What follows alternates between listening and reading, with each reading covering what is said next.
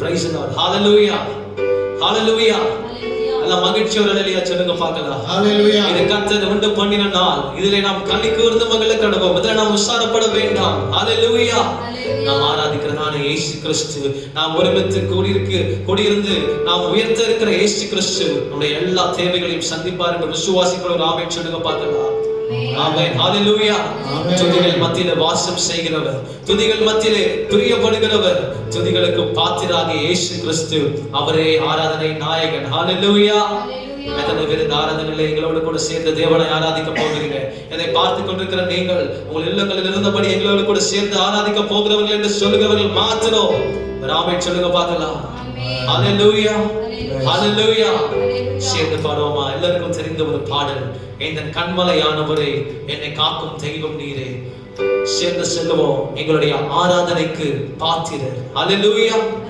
தொழுது கொள்ள பாத்திரர், துதிகளுக்கு பாத்திரர். அவரை தொழுது கொள்ளும் போது, அவரை ஆராதிக்கும் போது, அவரை உயர்த்தும் போது பிரசன்னமாகுகிற தேவன் நம்மோடு இடைப்பட போகிறார். சேர்ந்து செல்லுவோம். ஆராதனை உமக்கே. ஹalleluya. Jesus.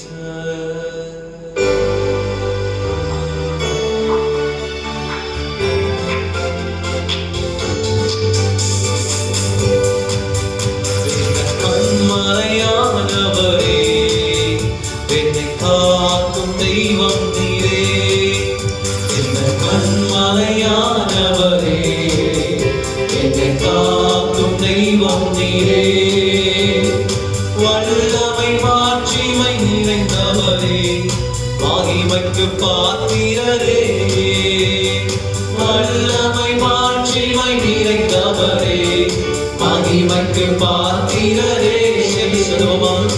ஆராதனை உமக்கே, ஆராதனை உமக்கே, ஆராதனை உமக்கே, ஆராதனை உமக்கே. நல்ல சேர்ந்து ஆராதனை உமக்கே, ஆராதனை ஆராதனை உமக்கே.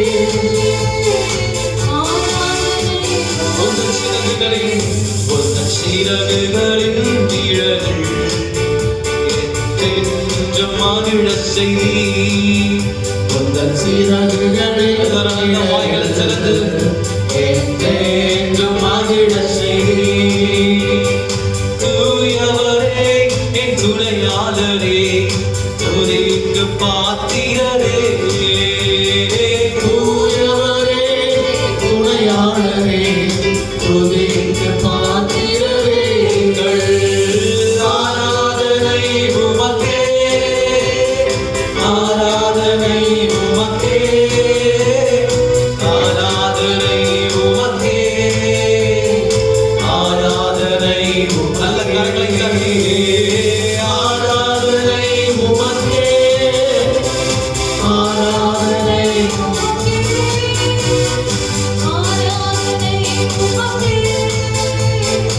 ஆராதனை உமக்கே. கண்மலையானவரே என்னை காக்கும் தெய்வம் நீரே. கண்மலையானவரே என்னை காக்கும் தெய்வம் நீரே. வல்லமை வல்லமை மாட்சிமை நிறைந்தவரே, மகிமைக்கு பாத்திரரே. வல்லமை மாட்சிமை நிறைந்தவரே, மகிமைக்கு பாத்திரரே. நல்ல கடைகளை தட்டி ஆராதனை உமக்கே, ஆராதனை உமக்கே. ஹalleluya. ஹalleluya. நல்ல கரங்களை தட்டி ஒருமுறை நல்ல கைகளை உயர்த்தி ஒருமுறை சொல்லுவோமா? ஆராதனை உமக்கே, ஆராதனை உமக்கே, ஆராதனை உமக்கே, ஆராதனை உமக்கே. நல்ல கரங்களை தட்டி, நல்ல கரங்களை தட்டி சேர்ந்து சொல்லுவோமா? எங்கள் ஆராதனை உமக்கே. உட்கார்ந்திருக்கிற இடத்திலிருந்து முடிந்தவர்கள் என் கூட சேர்ந்து வலது கரத்தை உயர்த்தி சொல்லுங்க பார்க்கலாம். ஆராதனை உமக்கே, ஆராதனை உமக்கே, ஆராதனை உமக்கே, ஆராதனை உமக்கே. ஹல்லேலூயா. கொஞ்ச நேரம் நல்லா ஸ்தோத்திரம் பண்ணுங்க பார்க்கலாம். ஹல்லேலூயா. என் நாமத்தை பிரஸ்தாபிக்கும் எந்த இடத்திலும் நான் வந்து உங்களை ஆசீர்வதிப்பேன் என்று சொன்ன தேவன் அல்லோ. நல்ல வாய்களை திறந்து ஹல்லேலூயா நல்ல ஸ்துதி சத்தத்தை ஏறெடுப்போமா, நல்ல துதி பலிகளை ஏறெடுப்போமா. நல்ல வாய்களை திறந்து ஸ்தோத்திரம் ஆண்டவரே, we praise you Lord. உங்க நாமத்தை உயர்த்துகிறோம், உங்க நாமத்தை உயர்த்துகிறோம். துதிகள் மத்தியில வாசம் செய்கிறவரே, உங்க நாமத்தை எல்லாவற்றுக்கும் மேலாக உயர்த்துகிறோம். எங்கள் ஆராதனைக்கு பாத்திரரே, எங்கள் ஆராதனைக்கு உரியவரே, எங்கள் ஆராதனையை மகிழ்கிறவரே. எங்கள் ஆராதனைக்காக பரலோகத்தை விட்டு பூமிக்கு வந்து எங்களோடு அந்த 4ஆம் ஆண்டின் சாயலாக உலாவின தேவன், நாங்கள் ஆராதிக்கிற இந்த வேளையிலே எங்களோடு ஒருவராக எங்கள் மத்தியிலே பிரசன்னராய் அசைவாடி கொண்டிருக்கிறதற்காக நன்றி செலுத்துகிறோம். ஹல்லேலூயா, ஹல்லேலூயா, ஹல்லேலூயா. நல்ல கரங்களை தட்டுவோமா, நல்ல கரங்களை தட்டுவோமா. We praise you Lord Jesus, Jesus, Jesus. ஹல்லேலூயா. எத்தனை பேர் ஆராதிக்கும் பொழுதே தேவன் எனக்கான யாவற்றையும் செய்து முடிப்பார் என்று விசுவாசிக்க வேண்டும்? ஒரு அல்லேலூயா சொல்லுங்க பார்க்கலாம். தேவன் எனக்காக யாவற்றையும் செய்து முடிப்பார் என்று விசுவாசிக்கிறவர்கள், நம்புகிறவர்கள் ஒரு ஆமென் சொல்லுங்க பார்க்கலாம். ஹல்லேலூயா. நம் தேவனிடத்திற்கு ஒரு தன்மை உண்டு, நாம் ஆராதிக்கிற தேவனிடத்தில் ஒரு தன்மை உண்டு. வேண்டிக் கொள்ளுகிறதற்கு முன்னே தானியேலுக்கு கட்டளை பெறுது என்று நாங்கள் பார்க்கிறோம். ஆமென். நாம் பார்க்கிறோம் தானியேல் புஸ்தகத்தில். ஆமாம் பிரியமானவர்களே, நாம் ஆராதிக்கிறோம், தேவனை உயர்த்துகிறோம், தேவனை ஒருமித்து உயர்த்துகிறதான இந்த வேளையிலே நாம் என்ன நோக்கத்தோடு கூடியிருக்கிறோம், என்ன தேவையோடு இருக்கிறோம், நம்முடைய பிள்ளைகளாகிய நாம் என்ன கவலையோடு கண்ணீரோடு இருக்கிறோம் என்று நம்முடைய பரமபிதா அறிந்திருக்கிறார் அல்லவோ. ஹல்லேலூயா, ஹல்லேலூயா. விசுவாசத்தோடு சொல்லுவோமா, என் தேவன் எனக்காக யாவற்றையும் செய்து முடிப்பார்.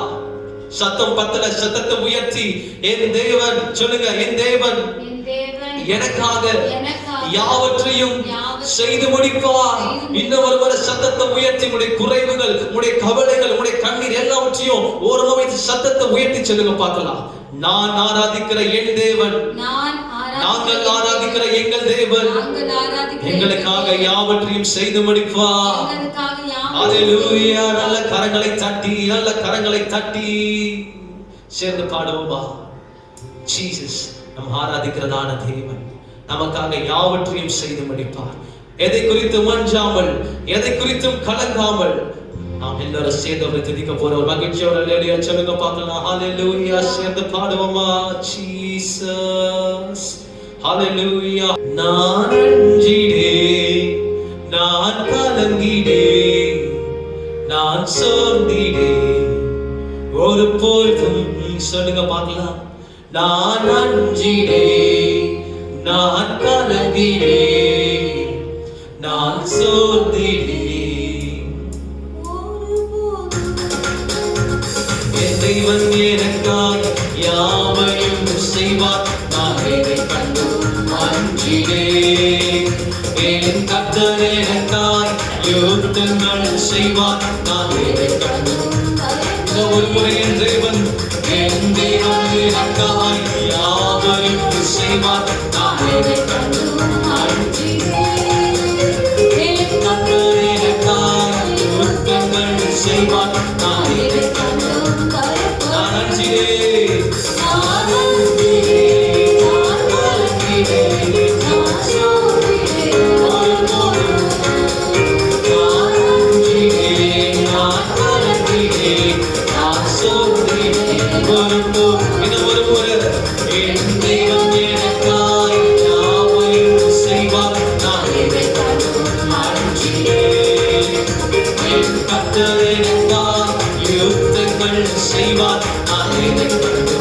சத்தத்தை உயர்த்தி நான் அஞ்சிடே, நான் அஞ்சிடே, நான் கலங்கிடே, நான் சோர்ந்திடே ஒரு பொழுதும்.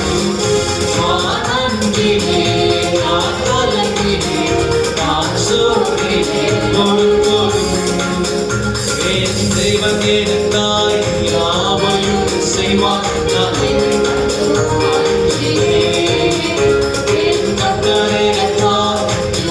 நான் செய்வார் துன்பங்கள் வந்தால் இயேசு என்னை மறவார்.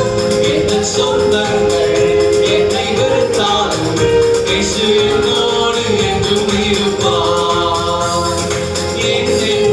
துன்பங்கள் வந்தால் இயேசு என்னை மறவார்.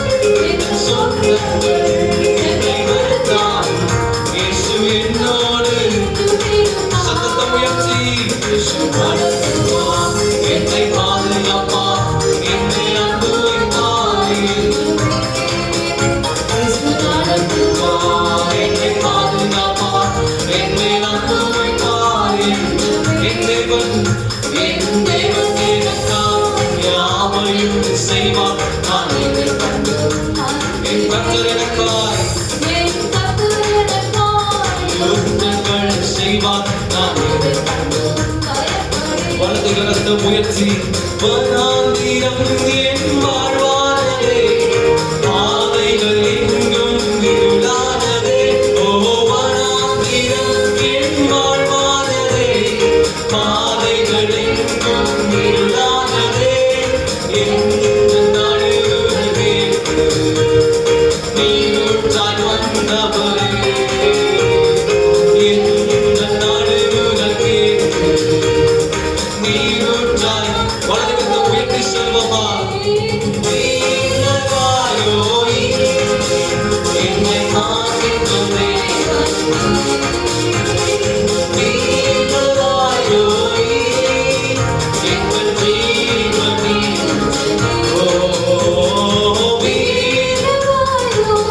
வனாந்திரத்திலே ஆகாரின் கூக்குரலை கேட்டவர், அவருடைய கண்ணீரை துடைத்தவர். நீலகாயோய் ஆராதனை வேளையிலே நம் மத்தியிலே பிரசன்னமாய் இறங்கி வந்திருக்கிறார். துயராகி என்னை தேடி வந்தீர், சுதந்திரவாளியாய் மாற்றி விட்டீர். துயராகி என்னை தேடி வந்தீர், உங்கள் சுதந்திரவாளியாய் மாற்றி விட்டீர். வாக்குத்தத்தம் செய்தீர், நீ சொன்னதை நிறைவேற்றினீர். ஓ வாக்குத்தத்தம் நீ சொன்னதை நீலகாயோ என்னை காக்கின்றதே, நீலகாயோ எங்கள் ஜீவனே. என் சிறுமாயை கண்ணோக்கி பார்த்தவரே, என் எளிமையில் கை தூக்க வந்தவரே. என் சிறுமாயை கண்ணோக்கி பார்த்தவரே, என் எளிமையில் கை தூக்க வந்தவரே. துறந்த வாழ்ந்த என்னை மீண்டும் சேர்த்துக் கொண்டீர். ஒதுக்கப்பட்ட என்னை ஜாதியாய். இப்ப நீங்க சொல்ல போறீங்க, உங்களோட வலது கரத்தை உயர்த்தி எல்லாரும் சத்தத்தை உயர்த்தி என்னை காண்கின்றது நீ. ஓ வீரனாயோ நீ எங்கள். இப்ப இப்படி சொல்லுங்க பார்க்கலாம். நீரல்லோ எல்ரோயி, நீரல்லோ எல்ரோயி என்னை காண்கின்ற தேவன் நீ. நீரல்லோ நீரல்லோ எல்ரோயி சேர்த்து சொல்லுவோமா? நீரல்லோ நீரல்லோ எல்ரோயி என்னை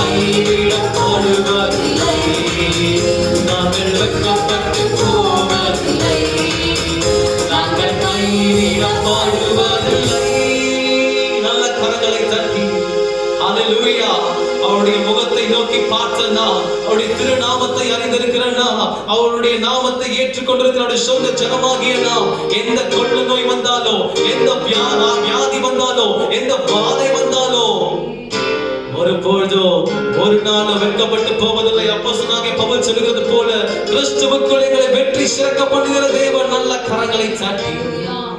ஹல்லேலூயா, ஹல்லேலூயா, ஹல்லேலூயா, ஹல்லேலூயா. எத்தனை பேருக்கு தேவனுடைய பிரசன்னம் வேணும்? எத்தனை பேருக்கு தேவனுடைய சமூகம் வேணும்? எத்தனை பேருக்கு தேவனுடைய அசைவாடுதல் வேணும், தொடுதல் வேணும் என்று சொல்லுகிறவர்கள் இதை பார்த்து கொண்டிருக்கிற இந்த வேளையிலே எங்களோடு கூட சேர்ந்து ஆவில இணைந்து நம்ம பாடுவோம். ஹல்லேலூயா, ஹல்லேலூயா.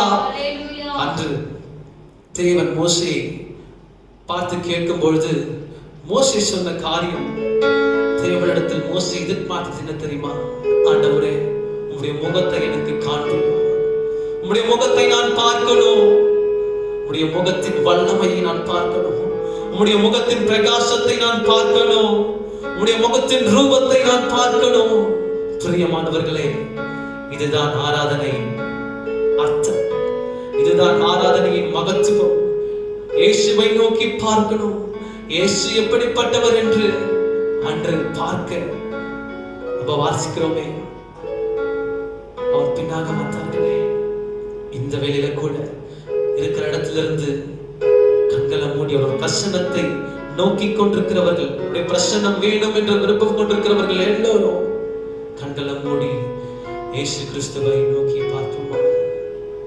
சீனாய் மலையிலே கர்த்தர் மோசேக்கு தரிசனமானார். அவர் சொன்னது, காலமே என் சமூகத்தில் வந்து நில், நீ நிற்கிற இடம் பரிசுத்த பூமி. ஹல்லேலூயா.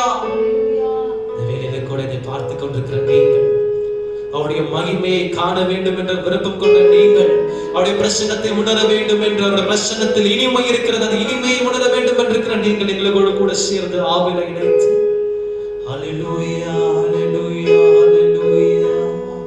ஆராதனைக்குள் வாசம் செய்கிற தேவன் அண்டோ, ஆராதனையில பிரியப்படுகிற தேவன் அண்டோ, ஆராதனையில மகிமைப்படுகிற தேவன் அண்டோ.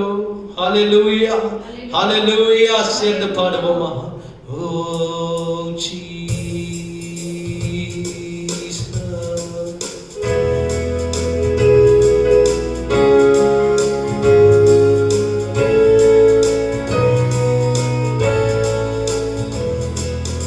ஆராதனைக்குள் வாசம் செய்யும்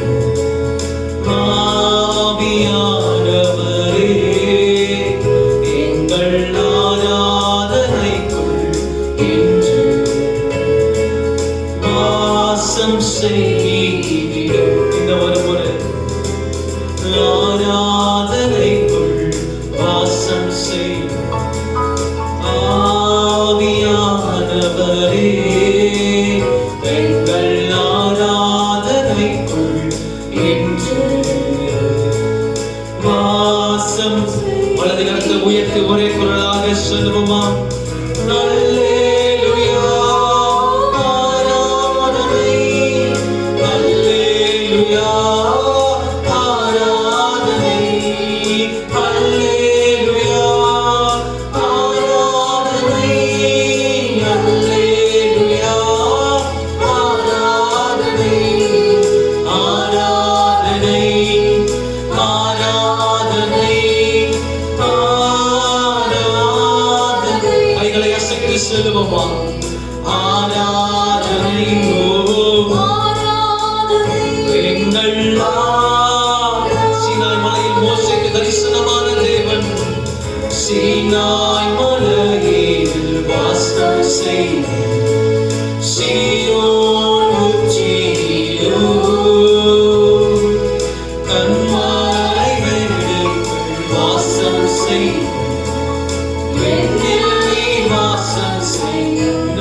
சேர்ந்து சொல்லுவோமா. சீனாய் மலையில் வாசம் செய்த சீயோன் உச்சியிலோ கன்மலை மேடுக்குள் வாசம் எங்கள் மீது வாசம் செய்யும். அல்லேலூயா, ஆராதனை,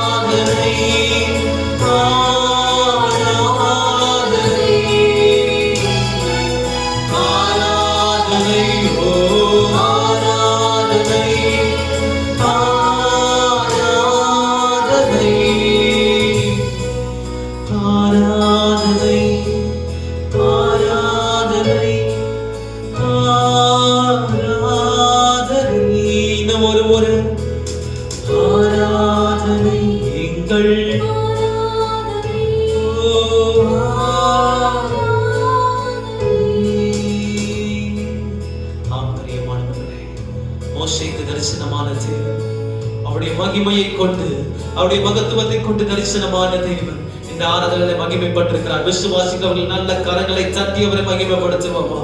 ஹalleluya.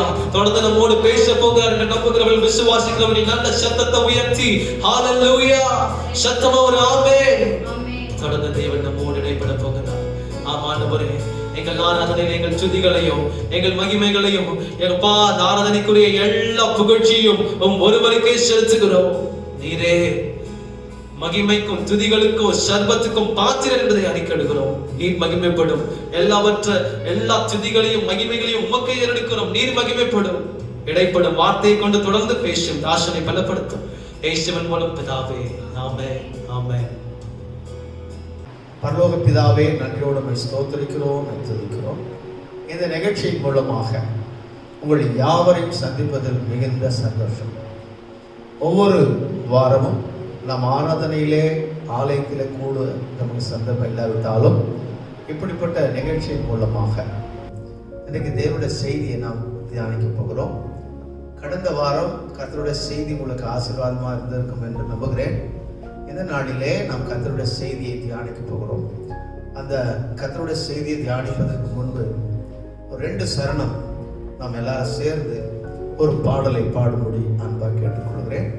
நல்ல கரங்களை தட்டி மகிழ்ச்சியா ஆராதனையில சபைக்கு வரும் பொழுது நாம் எப்படி இருக்கிறோமோ அதே போல ஒரு வீடுகளில வேதத்தை எடுத்துக்கொண்டு ஜெபத்தொட்ட செய்கிதங்கள் அல்லது உங்களுக்கு குறிப்பிடுகிற பழக்கம் இருந்தால் டைரி நோட் பென் எடுத்துட்டு அமைதியாக குடும்பமாக உட்காருங்க. இங்கே அங்கே போகக்கூடாது, கிச்சனுக்கும் ஆளுக்கு நடக்கக்கூடாது. சரியா? பயபக்தியோடு உட்காரும். கர்த்தர் ஆசீர்வதிப்பாராக. யெகோவா தேவனுக்கு 1000 நாமங்கள், எதை சொல்லி பாடிடுவே? கர்த்தாதி கர்த்தர் செய்த நன்மைகள் 1000, கரம் தட்டி பாடிடுவே. யெகோவா தேவனுக்கு 1000 நாமங்கள், எதை சொல்லி பாடிடுவே? கர்த்தாதி கர்த்தர் செய்த நன்மைகள் 1000, கரம் தட்டி பாடுவே. Jehovah Shalom, Jehovah Shammah, Jehovah ருவா, Jehovah Rafah, Jehovah Shalom, Jehovah Shammah, Jehovah ருவா, யெகோவா ரஃபா. எல்லோருக்கு அல்லேலூயா. என்னை நீரே கண்டீரையா, மேகமெல்லாம் தீர்த்தீரையா. தாகத்தோடு வந்த போது ஜீவன் தண்ணீர் எனக்கு தாகமெல்லாம் தீர்த்தீரையா. எல்லோய் அல்லேலூயா. என்னை நீரே கண்டீரையா, மேகமெல்லாம் தீர்த்தீரையா. தாகத்தோடு வந்த போது ஜீவன் தண்ணீர் எனக்கு தாகமெல்லாம் தீர்த்தீரையா. Shalom, Jehovah shalom, Jehovah Shammah, Jehovah ருவா, Jehovah Rafah, Jehovah Shalom, Jehovah Shammah, Jehovah ருவா. எல்ஷடாயும் நீங்கள் தாங்க, சர்வவல்ல தேவனாக என்னை என்றும் நடத்துவீங்க. எபிரேசரும் நீங்க தாங்க, உதவி செய்யும் தேவனாக என்னை என்றும் தாங்குவீங்க. எல்ஷடாயும் நீங்க தாங்க, சர்வவல்ல தேவனாக என்னை என்றும் நடத்துவீங்க. எபிரேசரும் நீங்க தாங்க, உதவி செய்யும் தேவனாக என்னை என்றும் தாங்குவீங்க. Shalom, Jehovah shalom, shalom, Jehovah Shammah, Jehovah ருவா,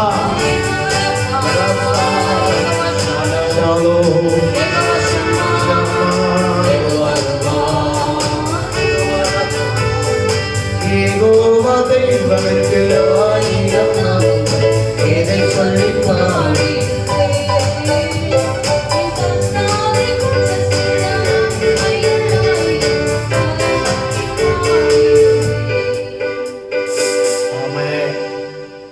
கர்த்தருடைய நாமத்திற்கு மகிமை உண்டாகட்டும்.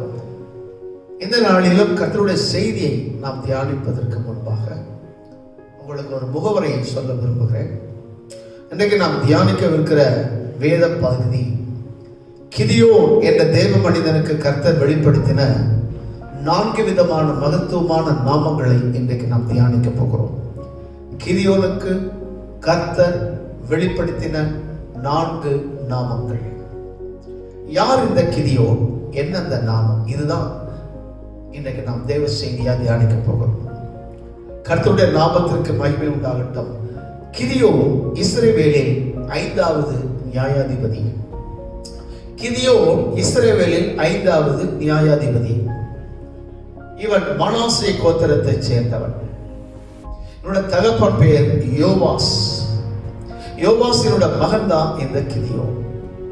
கிதியோனுக்கு 2 பேர் உண்டு. ஒன்று கிதியோன், இன்னொன்று எருபாகால் என்ற பெயர் உண்டு. கிதியோன் எருபாகால் என்று 2 அர்த்தம். கிதியோன் என்றால் வீழ்த்துகிறவன், சத்துருவை வீழ்த்துகிறவன் என்ற அர்த்தம். எருபாகால் என்றால் அவன் பாகாலுக்கு பக்தி வைராக்கியம் காராட்டினபடினால், அந்த பாகால்களை அழித்தபடினால் அவனுக்கு எருபாகால் என்று பெயர். இவன் ஒரு இஸ்ரவேலன். இவனுடைய காலத்தில் நடந்த காரியம் என்ன? 6ஆம் அதிகாரத்தை நாம் பார்க்க போகிறோம். 6ஆம் அதிகாரம் 12ஆம் வசனமும் 14ஆம் வசனம் வாசிக்க கேட்க போகிறோம். கர்த்தருடைய தூதனானவர் அவனுக்கு தரிசனமாகி பராக்கிரமசாலியே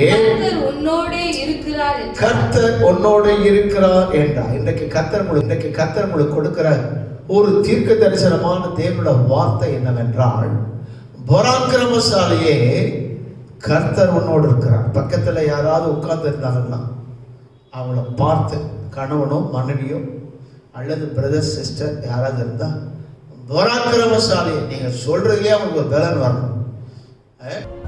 பராக்கிரமசாலியே கர்த்தர் உன்னோடு இருக்கிறார். அல்லேலூயா. அதை நான் இன்னொரு வார்த்தையில சொல்ல விரும்புகிறேன். கர்த்தர் உன்னோடு இருப்பதினால் நீ பராக்கிரமசாலி. சொல்லுங்க பார்க்கலாம் பக்கத்துல. கர்த்தர் உன்னோடு இருப்பதினால் நீ பராக்கிரமசாலி. அடுத்த பகுதியை வாசிக்க போறோம். 14ஆம் வசனம். அப்பொழுது கர்த்தர் அவனை நோக்கி பார்த்து, கிதியோனை நோக்கி பார்த்து, உனக்கு இருக்கிற இந்த பலத்தோடு போ, இஸ்ரவேலை மீதியானியரின் கைக்கு நீங்களாக்கி ரட்சிப்பாய். உன்னை அனுப்புகிறவர் நான் அல்லவா. நல்ல ப்ராப்பர்ட்டிகள் ஒரு தீர்க்கமான வார்த்தை. நம்முடைய தேவன் பேசுகிற தெய்வம். எப்பொழுதெல்லாம் அவரை நோக்கி நாம் கூப்பிடுகிறோமோ, உண்மையாய் தம்மை நோக்கி கூப்பிடுகிற யாவருக்கு அவர் சமீபமா இருக்கிறார். ஆபத்திலே என்னை நோக்கி கூப்பிடு, நான் உன்னை விடுவிப்பேன். உபவாச நேரங்களில், ஜெப நேரங்களில், நொறுங்குண்ட இருதயத்தோடு உபவாசிக்கும் பொழுது, கண்ணீர் விட்டு கதறும் பொழுது, நோய்வாய்ப்பட்டிருக்கும் பொழுது, நெருக்கங்களில், ஆபத்துக்களில் நமக்கு பதில் கொடுக்கிற, மறு உத்தரவு கொடுக்கிற ஒரு தேவன். அல்லேலூயா. இந்த கிதியோன் என்ற வார்த்தைக்கு அர்த்தம் வீழ்த்துகிறவன்.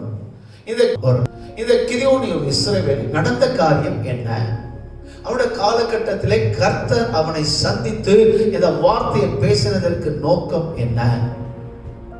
இஸ்ரவேல் ஜனங்களை கர்த்தர் அங்க கானான் தேசத்திலே ஆசீர்வதித்து அவளை பெருக பண்ணி செழிக்க பண்ணி வளமாக அவர்கள் வாழ்ந்தார்கள்.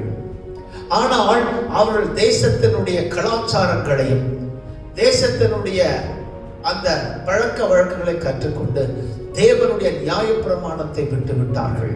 மோசையின் மூலமாக கர்த்தர் கொடுத்த நியாயப்பிரமாண புத்தகத்தை கடைபிடிப்பதை விட்டு விட்டார்கள். இது ஒரு பாவம். இரண்டாவது, பாகால்கள் என்று சொல்லப்படுகிற அவர்கள் சிலை வழிபாட்டு ஸ்தலங்களுக்கு முக்கியத்துவம் கொடுத்து அவர்கள் பாகால்களை வழிபட ஆரம்பித்தார்கள். மூன்றாவது, தேசத்தின் மக்களுடைய கலாச்சாரங்களை கற்றுக்கொண்டு அவர்களோடு கூட சம்பந்தம் கலக்க ஆரம்பித்தார்கள். இந்த 3 விதமான பிரதான பாவங்கள் அந்த நாட்களிலே அதிகமாக இருந்தபடியால் கர்த்தர் அவருடைய எதிராளியாகிய மீதியானியரிடத்திலே அவர்களை ஒப்புக் கொடுத்தார். இந்த மீதியானியர் என்றால் நம்முடைய எதிரிகள் அல்லது இஸ்ரவேலின் எதிரிகள்.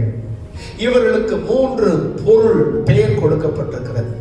ஒன்று மீதியானிகள் என்றால் கூக்குரல் இடுகிறவர்கள், இரண்டாவது வாக்குவாதம் செய்கிறவர்கள், ஆர்கியூமென்ட் பண்ணுகிறவர்கள், மூன்றாவது அவர்கள் நம்மோடு சண்டை போடுகிறவர்கள். எந்த ஒரு காரியத்திற்கு நமக்காக நம்மோடு சண்டை போடுவாங்க. இந்த மூன்று பொருள், கூக்குரல் இடுகிறவர்கள், வாக்குவாதம் பண்ணுகிறவர்கள், சண்டை போடு, இவர்களுக்கு தான் மீதியானியர் என்று பெயர்.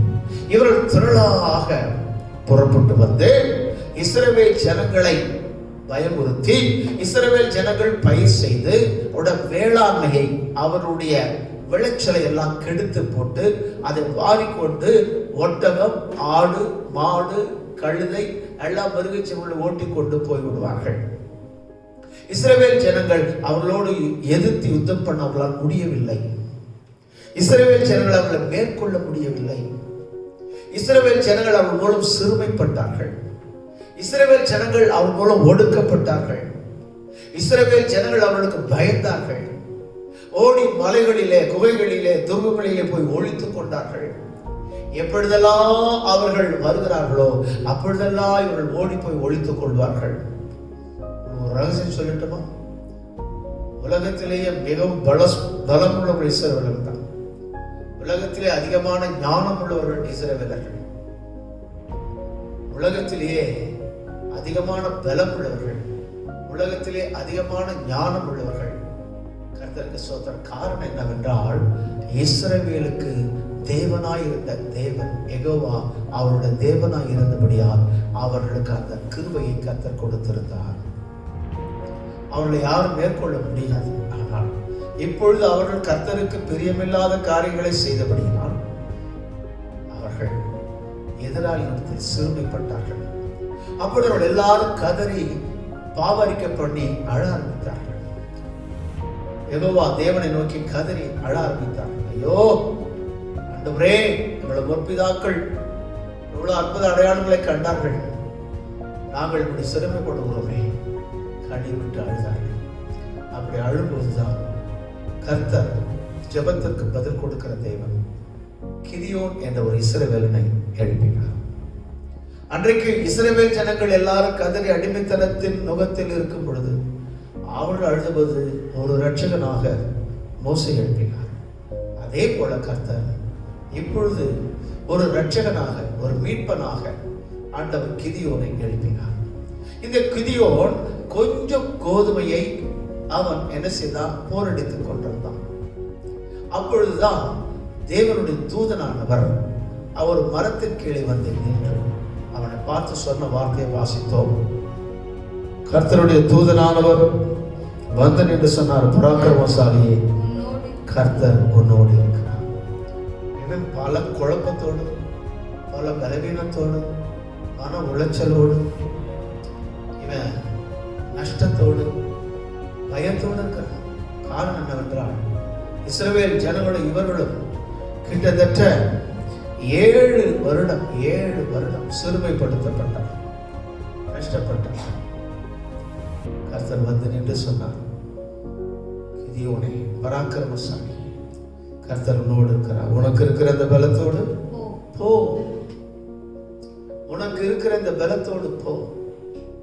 இன்னைக்கு நாம நினைப்போம், நமக்கு என்ன பலன் இருக்கு, நமக்கு என்ன பலன் இருக்கிறது என்று நமக்கே தெரியல. ஆனா கர்த்தர் இன்றைக்கு வெளிப்படுத்தின காரியங்களை அவங்களோடு நான் பகிர்ந்து கொள்ள விரும்புகிறேன். நமக்கு கர்த்தர் கொடுக்கிற பலன் என்ன? கர்த்தரே நமக்கு பலன், கர்த்தரே நமக்கு பலனா இருக்கா. ஆகையினால் இங்க உனக்கு இருக்கிற இந்த பலத்தோடு போ. காரணம், இங்க பலன் என்ன? கர்த்தர் அவனோடு பேசி கொண்டிருக்கிறார், கர்த்தர் அவனோடு கூட இருக்கிறார். அதுதான் அவனுக்கு பலனாக இருந்தது. எதிரிகளை மேற்கொள்ள முடியவில்லை, எதிரிகளோடு யுத்தம் பண்ண முடியவில்லை. ஆகையினால் இந்த ஒரு மனிதனை தெரிந்து கொண்டு ஆண்டவர் அந்த ஒரு மனிதன் மூலமாக இஸ்ரவேலுக்கு ஒரு பெரிய மீட்பை ஏற்படுத்தினார். 4 காரியங்களை இன்றைக்கு நாம் தியானிக்க போகிறோம். ஒன்று, அந்த கிதியோனுக்கும் இஸ்ரவேல் ஜனங்களுக்கு வெளிப்பட்ட யெகோவாவின் மகத்துவமான 4 நாமங்கள். ஒன்று, அவர் யெகோவா ஷாலோம், சமாதானத்தின் தேவனாய் வெளிப்பட்டார். 2, அவர் Jehovah El Shaddai, God of almighty, சர்வ வல்லமுள்ள தேவனாக வெளிப்பட்டார். மூன்றாவது நாமம் அவர் யெகோவா மெக்காதீஸ் என்றால் நாம் பரிசுத்தமான ஒரு கடவுள், பரிசுத்தத்தின் தேவனாக இருக்கிறார்.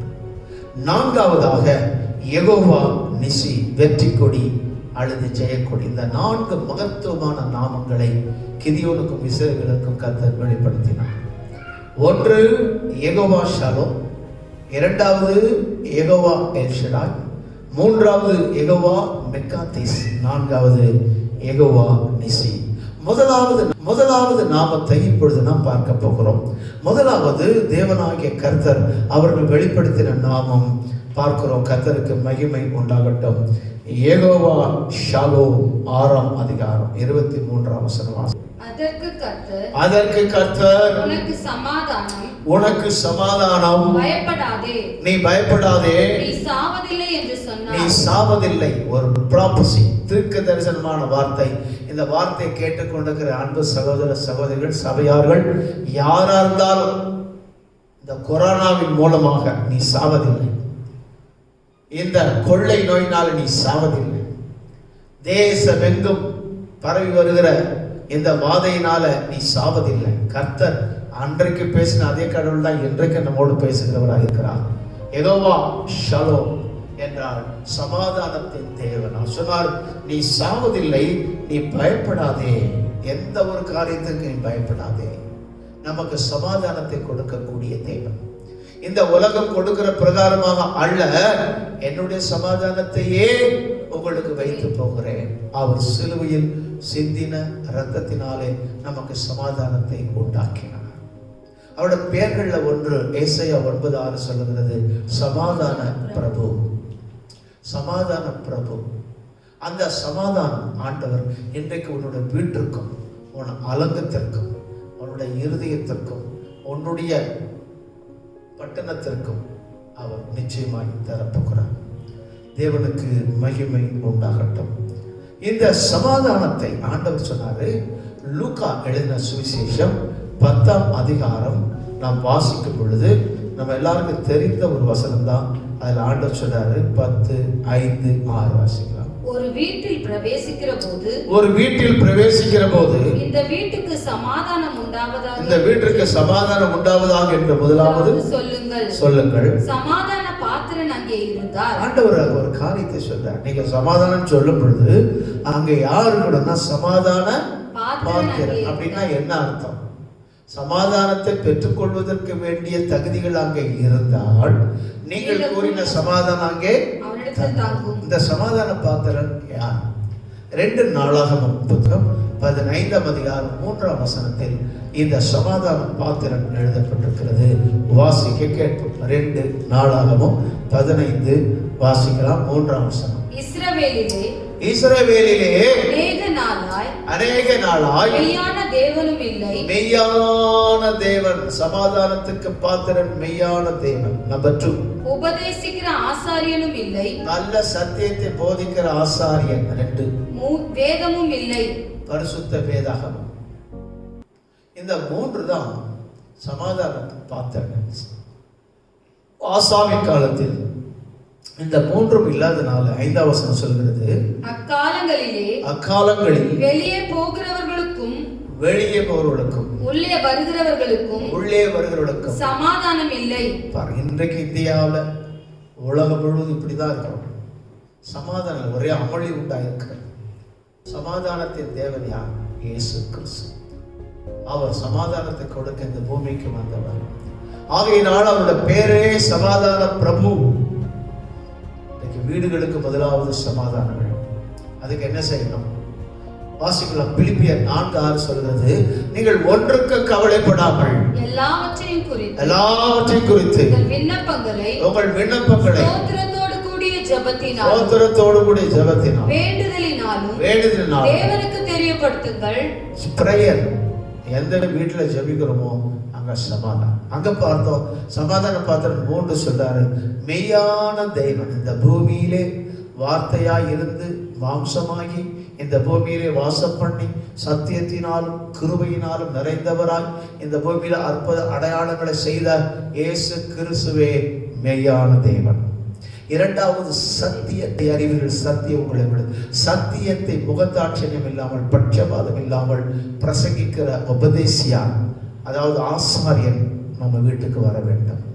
மூன்றாவது பார்க்கிறோம் மெய்யான வேதம், சத்தியம் நம்ம வீட்டுக்குள்ள. இது மூன்று தான் ஒரு வீட்டுக்குள்ள சமாதானம் வருவதற்கு பாத்திரம்.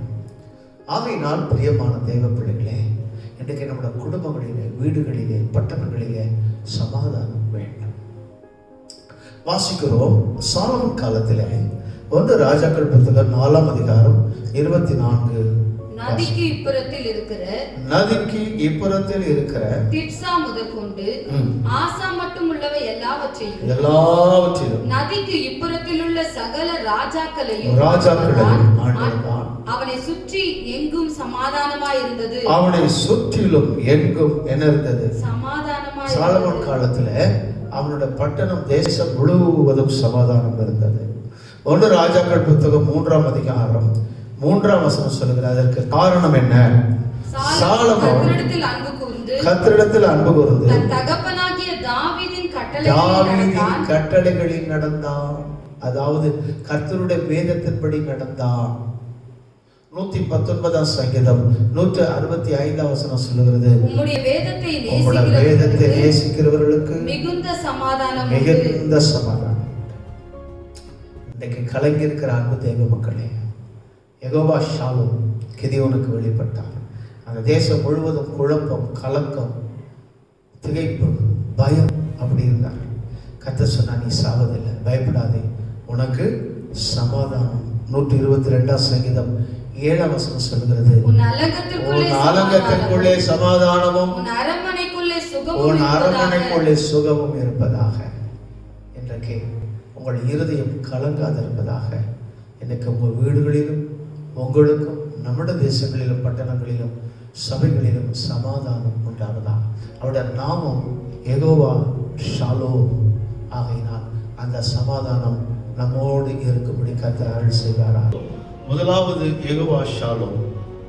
நியாயாதிபதிகள் புத்தகம் 6ஆம் அதிகாரம் நாம் வாசித்து தியானித்துக் கொண்டிருக்கிறோம். 6ஆம் அதிகாரம், நியாயாதிபதிகள் புத்தகம் 6ஆம் அதிகாரம். கர்த்தருக்கு ஸ்தோத்திரம். 12ஆம் வசனம் 14ஆம் வசனம் வாசித்தோம். இன்னும் ஒரு முறை வாசிக்கலாம். கர்த்தருடைய தூதனானவர் அவனுக்கு தரிசனமாகி, பராக்கிரமசாலியை கர்த்தர் உன்னோடு கூட இருக்கிறார். இங்கே பராக்கிரமசாலியாக கிதியோனை கர்த்தர் பாவித்து அவனுக்கு வாக்குத்தத்தங்களை கொடுக்கிறார். 4 நாமங்களை நாம் பார்த்தோம். முதலாவது யெகோவா ஷாலோம், இரண்டாவது யெகோவா எல் ஷடாய், மூன்றாவது யெகோவா மெக்காதிஸ், நான்காவது யெகோவா நிசி. இந்த யெகோவா எல் ஷடாய் என்றால் என்ன அர்த்தம்? அங்க பார்க்கிறோம், வாசிக்கலாம். 6ஆம் அதிகாரம். கர்த்தருக்கு மகிமை உண்டாகட்டும். 14ஆம் வசனம். அப்பொழுது அவனை நோக்கி பார்த்து, உனக்கு இருக்கிற இந்த பலத்தோடு போதும். கர்த்தர் அவனை அனுப்பும் பொழுது அவன் கொடுத்த வாக்குத்தத்தம் என்னவென்றால், உனக்கு இருக்கிற இந்த பலத்து போ. அதோட அர்த்தம் என்னன்னா, சர்வ வல்லமை உள்ள தேவன், காட் ஆஃப் ஆல்மைட்டி, பலத்தை கொடுக்கிற தேவன், பலம் உள்ள தேவன். அந்த பலவீனப்பட்ட கிதியோனை பலப்படுத்தி அவனை மீதியானின் கைக்கு இஸ்ரவேலை தப்புவிக்கும்படி அந்த ஒரு மனிதனை கொண்டு ஒரு சேனையை கர்த்தர் உருவாக்குகிறார். ஆதியாகமம் 17:1 நாம் பார்க்கிறோம். ஆபிரகாமுக்கு அவர் தரிசனமாகி சொல்வார், நான் சர்வ வல்லமை உள்ள தேவன், ஐ அம் காட் ஆஃப் ஆல்மைட்டி. இங்க நாம் பார்க்கிறோம் பராக்கிரமசாலியே. வேதத்தில் நாம் பார்க்கிறோம் இந்த பராக்கிரமம் என்ற வார்த்தை, சௌரியவான் என்ற வார்த்தை, மூன்றாவது பலம். இந்த 3 வார்த்தைகள் வேதத்தில் உபயோகப்படுத்தப்பட்டிருக்கிறது. கர்த்தருக்கு மகிமை உண்டாகட்டும். அவன் பலவீனப்பட்டவன் தான், பலவீனம்தான். ஒரு யுத்தத்திற்கு போவதற்கு உரிய தைரியமும் பலன் அவனுக்கு இல்லை. ஆனா கர்த்தர் சொல்றார், உன்னை அனுப்புகிறவர் நான் அல்லவா. உன்னை அனுப்புகிறவர் என்ற வார்த்தையின் அர்த்தம், I'm a God of Almighty, நான் சர்வ வல்லமுள்ள தேவன். என்னுடைய பலத்தை உனக்கு கொடுத்து நீ மீதியானியரோடு யுத்தம் பண்ணி இஸ்ரவேலை மீட்டு ரட்சிக்கும்படி உன்னை நான் அனுப்புகிறேன். இன்றைக்கும் நம்ம பல பலவீனத்தோடு இருக்கிறோம். வீட்டில் இருந்து கேட்டுக்கொண்டிருக்கிற நீங்கள், பல பலவீனத்தோடு இருக்கலாம். ஒருவேளை எலும்பு தேய்ச்சி விட்டது என்று டாக்டர் சொல்லலாம், முழங்கால் வலியாக இருக்கலாம், அல்லது நான் ஒரு வீக் பர்சன், எனக்கு வயசாகிட்டது, என்னால் எதுவும் செய்ய முடியல பிரதர் என்று சொல்லலாம். நாம் எல்லாருமே பலவீனர்கள் தான், அதில் சந்தேகம் இல்லை. ஆனால் ஆண்டவரே சொன்னார், மாம்சம் பலவீனம் உள்ளது, ஆவி உற்சாகம் உள்ளது. நம்மை ஆண்டவர் சொல்றார். ஏசாயா தீர்க்க தரிசன புத்தகம் நாம் பார்க்கிறோம். எப்படிப்பட்ட பலனை, சில பலனை நான் உங்களுக்கு சொல்லுகிறேன், அதை வாக்கு பண்ணி நம்ம பண்ணியிருக்கார், அதை விசுவாசத்தை அறிக்கை பண்ணுவோம். ஏசாயா 40 வாசிக்கலாம். 40ஆம் அதிகாரத்தில் 29, 30 வசனம். 30 வசனம் வாசிக்கலாம்.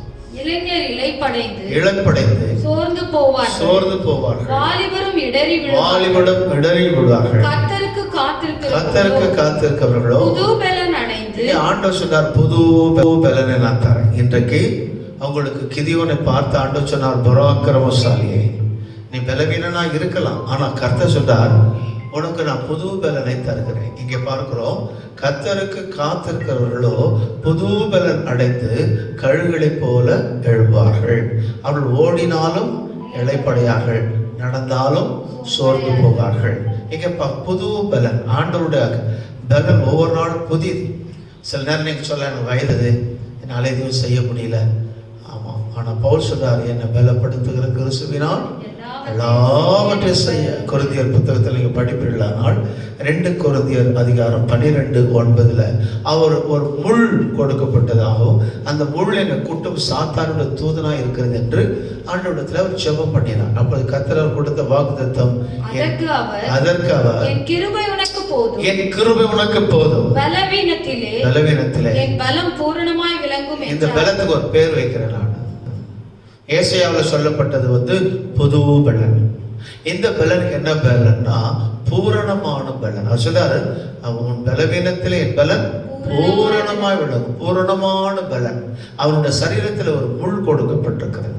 அந்த முள் அவனை கூட்டம் பின்பிரிக்ஸ் போல ஒரு அவன் சடிதி ஒளியிலே தேவனால் சந்திக்கப்பட்டபடியினால் 2 பலவீனம் இருந்துதான் சொல்றாங்க. ஒன்று, நரம்பு தளர்ச்சி அவனுக்கு இருக்கு. 2வது, கண்கள்ல இருந்து அவனுக்கு தண்ணீர் கசிந்து கொண்டே இருக்குமா. பெரிய அற்புத அடையாளம் செய்கிறவன், மரித்தோரை எழுப்புகிறவன், அவனோட உடைய போட்டாலே பிசாசுகள் ஓடும், அவ்வளோ வரம் பெற்றவன். ஆனால் அவனுக்குள்ள இந்த பர்சனல் வீக்னஸ் அவனுக்குள்ள இருந்தது. எல்லாரோட சரீரத்திலையும் ஒரு பலவீனம் இருக்கிறது, இல்லைன்னு சொல்ல முடியாது இல்லையா. கர்த்தருக்கு ஸ்தோத்திரம் உண்டாகட்டும். ஆபத்து காலத்தில் சோர்ந்து போவாயினால் பலன் குறுகினது. எலியா பார்க்கிற சோர்ந்து போயிட்டார். போது கடவுள் ஊழிய வேண்டாம், இந்த உலக வாழ்க்கையே வேண்டாம் சொல்லிட்டார். என்ன எடுத்துக்க சாமி. ஆண்டவர் தூதனை அனுப்பி அவனுக்கு ஒரு அப்பத்தை கொடுத்து அவனை பலத்தினால 40 நாள் நடக்க வைத்தான். சோர்ந்து போகாதீங்க, ஊழியத்தில் சோர்ந்து போகாதீங்க, குடும்ப காரியங்களை செய்வதற்கு சோர்ந்து போக வேண்டாம், ஃபேக்டரியில் வேலை செய்வதற்கு சோர்ந்து போக வேண்டாம், நான் இவ்வளோ தூரம் நடந்து போயிட்டு வரணும், சோர்ந்து போக வேண்டாம். ஆனால் அதனால தான் பவுல் சொல்றார், கொரிந்தியர்ல ஆண்டு கொடுத்தாரு வாக்குத்தத்தம், பலவீனத்திலே பலன் பூரணமாய் விளங்கும். அவர் அடிக்கடி சொல்வார், என்னை பலப்படுத்துகிற கிறிஸ்துவினாலே எல்லாவற்றையும் செய்ய எனக்கு. இப்போ சொல்லுங்க பார்க்கலாம், எனக்கு சரீரத்தின்படி நான் பலவீனமா இருந்தாலும் என் பலவீனத்தில் தேவனுடைய பலன் பூரணமாய் விளங்கும். இது அடிக்கடி வாயில் நீங்க சொல்லி அறிக்கை பண்ணிக்கிட்டே இருக்கணும். மனுஷன் 40 நாள் மாத்திரமல்ல, கர்த்தருடைய வாயிலிருந்து புறப்படுகிற ஒவ்வொரு வார்த்தையினாலும் பிழைப்பான். சங்கீதம் 18:1 தாவீது சொல்வார், என் பலனாகிய கர்த்தர். நான் அடிக்கடி, எனக்கு நிறைய பலவீனம் உண்டு, நிறைய பலவீனம் உண்டு. ஊழியத்தின் பாதையில சரீரத்தின்படி நிறைய பலவீனம். பிரசங்கத்துக்கு முன்னால, கன்வென்ஷன் கூட்டத்துக்கு போறதுக்கு முன்னால நிறைய பலவீனம் தாக்கும். ஒரு பக்கம் ப்ரெஷர், ஒரு பக்கம் சுகர், இன்னொரு பக்கம் கேஸ்ட்ரிக் ப்ராப்ளம், கிட்னினஸ், இப்படி பல பலவீனங்கள் எனக்கு இருக்கும். ஆனாலும் ஆண்டவர் நம்ம சாப்பிடுற சாப்பாட்டினால அல்ல, கர்த்தரே எனக்கு பலனா இருக்கிறார். முதல்ல பார்த்தோம் புது பலன் தருகிறார். 2வது பார்த்தோம் பூரணமான பலன் தருகிறார். கர்த்தருக்கு மகிமை உண்டாகட்டும். அடுத்தது நாம் பார்க்க போகிறோம், ஆண்டவர் சிம்சோனுக்கு மாபெரும் பலசாலியாய் 16:6 சொல்லப்பட்டிருக்கிறது. கர்த்தர் அவனுக்கு பெலிஸ்தரை மேற்கொள்ளும்படி கொடுக்கப்பட்ட பலன் என்னவென்றால், மகாபலன். சிம்சோனுக்கு கடவுள் என்ன கொடுத்தாரு? மகாபலன். உங்களுக்கு எல்லாருக்கும் தெரியும், ஒரு முறை திராட்சை தோட்டத்துக்கு வழியா போகும் பொழுது சிங்கம் எதிர்கொண்டு வந்தது. சிங்கத்தையும் 2 கிழிச்சு போட்டான் இல்லையா. சிங்கம்னா எல்லாருக்கும் பயம். இன்னொரு முறை 1000 பேர் அவனை எதிர்க்க வந்தார்கள். ஒரு கழுதை எலும்பெடுத்துட்டு அதுல 1000 பேர் கொண்டு போட்டான். அவனுக்கு அந்த பலம் எப்படி பெலிஸ்தர்கள் ஆச்சரியப்பட்டார்கள், இவன் எல்லாம் பயங்கர பராக்கிரமசாலியா இருக்காங்க. அவனுக்கு 7 சடைகள் தலையில. அந்த பிரதிஷ்டையில தான் கர்த்தர் அவனுக்கு அபிஷேகத்தை வைத்திருந்தான். தெளிவாக கேட்கிறான், இவன் என்ன எப்படி கட்டினாலும் இவன் கட்ட அழுத்துறான், இந்த பலன் எப்படி? அதை கேட்கிறான், மகாபலன் உனக்கு கொடுக்கப்பட்ட அந்த மகாபலன் எதனால உண்டாக்குறது என்று இது அவனுக்கு கொடுக்கப்பட்டது மகாபலன். கடவுள் அவருடைய ஊழியத்தை செய்வதற்கு, சத்துருக்களை மேற்கொள்வதற்கு ஆண்டவர் ஒரு சிலருக்கு அந்த மகாபலனை கொடுக்கிறார் இல்லைங்களா? அங்க பார்க்கிற ஏசியாவில் கழுகுக்கு ஒத்த புது பலனை கொடுக்கிறார். அப்போஸ்தலனாகிய பவுலுக்கு என்ன பலன் கொடுத்தார்? பூரணமான பலன் கொடுத்தார். கர்த்தருக்கு மகிமை உண்டாகட்டும். வெளிப்படுத்தின விசேஷம் 3ஆம் அதிகாரம் 8ஆம் வசனத்தில் நான் பார்க்கிறேன், எனக்கு கிரியைகளை அறிந்திருக்கிறேன், உனக்கு கொஞ்சம் பலன் இருந்தோ. உனக்கு ஆண்டவர் இங்க சொல்றார், சில பேருக்கு கொஞ்சம் பலன் தான் தருவார். யாராருக்கு என்னென்ன தாளந்து கொடுக்கணுமோ, யாராருக்கு என்னென்ன வரம் தரணுமோ. சில பேர் சொல்லுவாங்க, என்ன அளவில்லாமல் ஆண்டவர் அபிஷேகம் பண்ணையா, அதுக்காக அளவில்லாமல் அபிஷேகம் பண்ணா. பைபிள்லயே அளவில்லாமல் அபிஷேகம் பண்ணப்பட்ட ஒரே ஒருத்தர் இயேசுநாதர் தான். தெரியுமா உங்களுக்கு? அளவில்லாமல் அபிஷேகம் பண்ணப்பட்டவர் இயேசுநாதர் ஒருத்தர் தான். அவர் அளவில்லாத அற்புதங்களை செய்தார். ஒவ்வொருக்கும் கடவுள் அபிஷேகத்தை வரங்களை சும்மா ஒரு அம்மா சொன்னாங்க, வரங்கள்லாம் யாராருக்கு வேணும்னு கேட்டேன். ஒரு அம்மா சொன்னாங்க, 9 வாரம் வேணும். நான் கேட்டேன், 9 வாரம் கொடுத்து என்ன பண்ணுவீங்க அப்படின்னு கேட்டேன். சிரிச்சு சொன்னாங்க, நீங்க தானே வரங்க வேணும்னு கேட்க சொன்னீங்க, அதனால 9 வாரம் வேணும். வரங்களை கர்த்தர் கொடுத்தா அந்த வரங்களை தேவன நாம மகிமைக்கு என்று ஊழியத்துக்கு பயன்படுத்தும். ஒரு சிஸ்டர் சொன்னாங்க அபிஷேக கூட்டத்துல, எனக்கு அளவில்லாமல் அபிஷேகம் வேணும். வீட்டை விட்டு வெளியே வர மாட்டாங்க, ஒரு ட்ராக்ஸ் கொடுக்க மாட்டாங்க, விசேஷம் அறிவிக்க மாட்டாங்க இல்லையா, ஒரு பிரேயர் நடத்த மாட்டாங்க, ஆத்துமாதம் செய்ய மாட்டாங்க, வீட்டுக்குள்ளேயே இருக்கிறத விட சரி ஷாப்பிங் வந்து போவாங்க. அவங்களுக்கு அளவில்லாமல் அபிஷேகத்தை கொடுத்தா என்ன பண்ணுவாங்க? கர்த்தர் ஒவ்வொருவருக்கும் அந்த அபிஷேகத்தை கொடுக்கும் பொழுது ஒரு நோக்கத்தோடு கொடுப்பார். யுத்தம் பண்ணுவதற்கு கர்த்தர் தாவீதுக்கு அபிஷேகம் கொடுத்தார். எலியா பார்க்கிறோம், பாகாலுக்கு முன்னால சவால் விடுவதற்கு அவனுக்கு ஒரு பலத்தை அபிஷேகத்தை கொடுத்தார். சிம்சோன் பெலிஸ்தர்கள் பலமுள்ளவர்கள், அவங்களை எதிர்க்கணும், அதுக்காக தான் மகாபலனை கொடுத்தார். நீங்க இப்படி பார்க்கிறோம், கொஞ்சம் பலன். இதை நான் ரொம்ப யோசிக்க ஆரம்பிச்சேன். சில பேர் கொஞ்சம் பலன் தான் இருக்கும், சர்ச்சுக்கு வருவாங்க, ஏதோ ஒரு வெள்ளிக்கிழமை ஜெபத்துக்கு வருவாங்க, அவங்களால முடியுது அவ்வளவுதான். ஆனா ஆண்டவர் சொல்றாரு, மகாபலன் பெற்றவனையும் கண்காணிக்கிறாரு. கொஞ்சம் பலன் தான். கொஞ்சம் ஒரு அம்மா சொல்லுவாங்க, ஏதோ கஷ்டப்பட்டு நடந்து நான் சர்ச்சுக்கு வந்துட்டேன் பாஸ்டர், இனிமேல் என்னால எப்படி நான் திரும்பி போறேன்னு தெரியலன்னு சொல்லுவாங்க. கொஞ்சம் பலன் இல்லைங்களா? சில பேருக்கு அவ்வளவுதான் முடியும். ஆனா ஆண்டவர் சொல்றாரு, உனக்கு கொஞ்சம் பலன் இருந்தோ நீ என் நாமத்தை மறுதலியாமல் என் வசனத்தை கைக்கொண்டபடியினாலே. வசனத்தை கொஞ்சம் பலன்ல, அந்த கொஞ்சம் பலனா இருந்தாலும் அந்த பலனிலே ஆண்டவர் உங்களை அற்புதமா நடத்துவார். நீங்க இன்னொருத்தரோட கம்பேர் பண்ணி கூடாது. எப்பவுமே பார்த்தீங்கன்னா அவங்கள மாதிரி எனக்கு வேணும், இவங்கள யாருக்கு எப்படி என்ன வேணும்னு கடவுளுக்கு தெரியும்.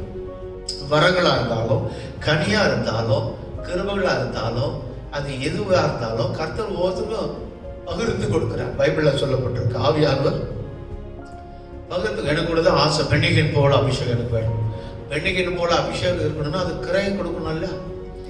உலகம் முழுவதும் வல்லமையாக கர்த்தரால் பயன்படுத்தப்படுகிறார்.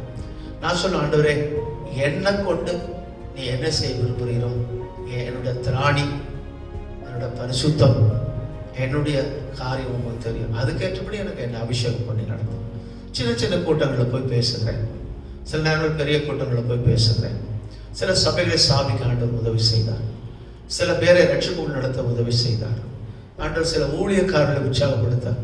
எனக்கு அவ்வளவுதான், நான் வந்து பெண்ணிகின் போல மாறணும் அப்படின்னா, பெண்ணிகின் போல டச்சினா எல்லாரும் விழுந்துடணும், அந்த மாதிரிலாம் பண்ணக்கூடாது. ஒவ்வொருத்தருக்கும் கடவுள் கொடுத்த ஒரு வேலை, உத்தரவாத வேலை இருக்கு, அதுக்கேற்றபடி தான் அபிஷேகம் பண்ணுவாங்க. சில பேர் ஊழியக்காரருடைய அபிஷேகம் வேணும்பாங்க. ஊழியக்காரருடைய அபிஷேகம் பெற்றா நீ ஊழியம் செய்யணும்.